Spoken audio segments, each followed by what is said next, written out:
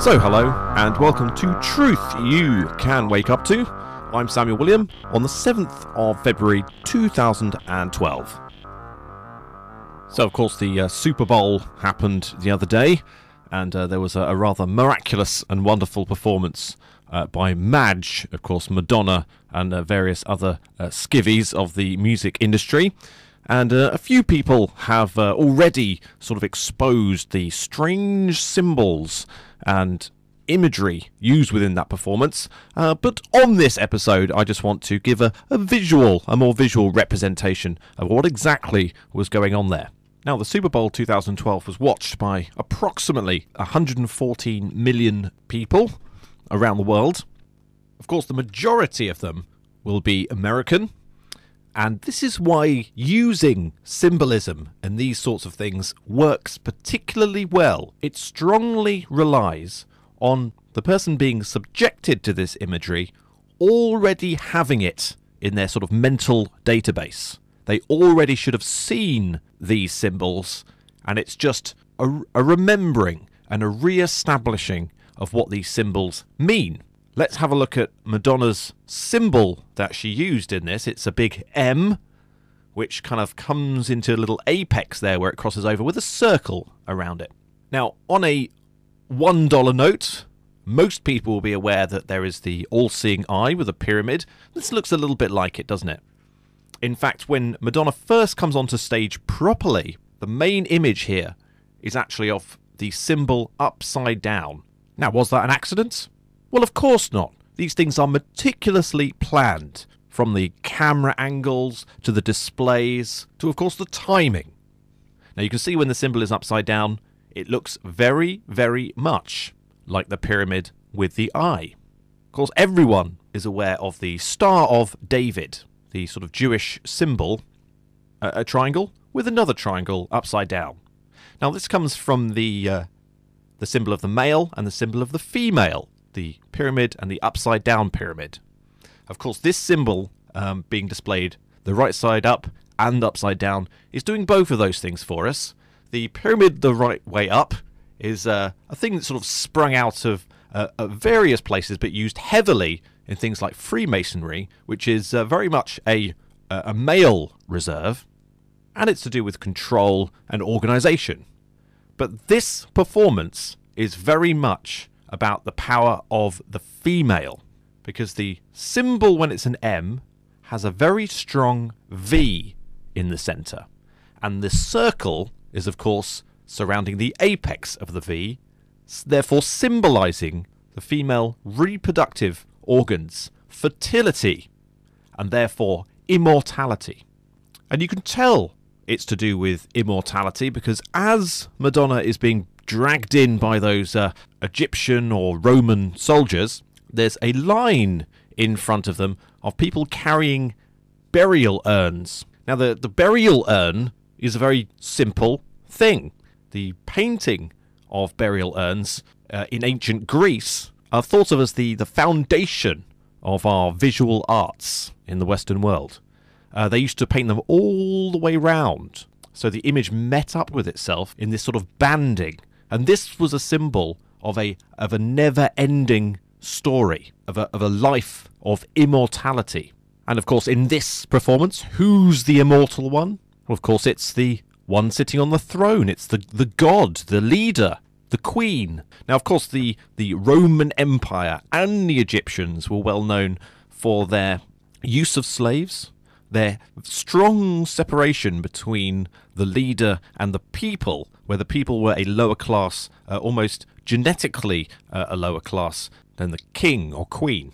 So that's the initial theme that's being set up here, that, of course, Madonna, or what she represents, is the leadership, the immortality. And by enjoying this and clapping and cheering and saying, "Yay, have you seen that wonderful performance?" we are agreeing with them that we are the little people, and they are the adorned leaders. And we'll remember that sentiment whenever we see these symbols again.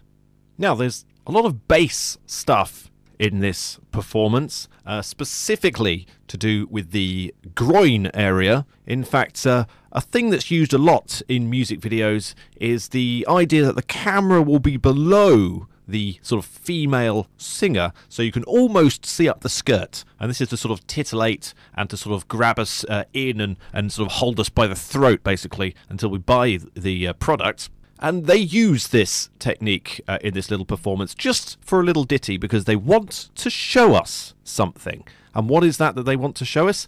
Well, it's this. It's the star that is on Madonna's underpants. Now, of course, we mentioned the symbol with the V and the circle around the sort of business parts. Well, there, again, they are just displaying to us exactly what the meaning of this is. It's all about that V. And even later on, of course, during the controversial, in inverted commas, part of this performance when MIA gave the finger, of course, specifically designed to get more people to view this thing, even she has a little star there which is informing us as to what the symbolism is talking about. And even when she does this controversial act, she actually pulls back the sort of leather flap of her skirt and just shoves it in our faces. How many hundreds of millions of people have now seen that imagery because of the finger showing and the crotch flapping? Excuse my language. Now, one of the reasons for all this sexual imagery and posturing is to sort of put us on edge, make us almost a little bit scared, especially for the males watching it, a little bit scared of how confident this lady is, so that the brainwashing can work. Now, one of the definitions of brainwashing is just repeated instruction. And that's what we have during this little part of the performance, a repeated instruction. It's saying, you wanna love Madonna. You wanna love Madonna. And it's not a question, it's not a suggestion. Would you like to like Madonna, possibly, if you don't mind? No, it's saying, you will. You do. And at the same time, to also put us on edge, you have all of these strange contortionists. You've got these people doing these weird dances where the body's not really moving properly. There's a guy playing a harp who does all these strange body movements, and the little sound of the harp is going as well in the background to sort of point our eyes towards that kind of very strange movement to put us on edge. And also just in the background of Madonna, there's a guy doing all sorts of like weird contortions with his arms to put that sort of edge of disgust almost in, which really helps with the hypnotic suggestion. You've got a couple of very well-known symbols in this. Firstly, the winged sun disk, which is used in a lot of corporate imagery, but also a lot of occult imagery. But one that everyone will recognise is the rounded symbol and the little sort of leaves around the outside. A carbon copy of the UN crest. But this one has a little crown on top to tell us that the UN is king. They are the leaders and we are subservient. Couldn't really get a decent image of it, although one of the performers is wearing a golden version on his jacket and is actually holding a staff that has the little king's insignia on it. It's just telling us who's the leader. Now, the end of the performance is probably the most terrifying.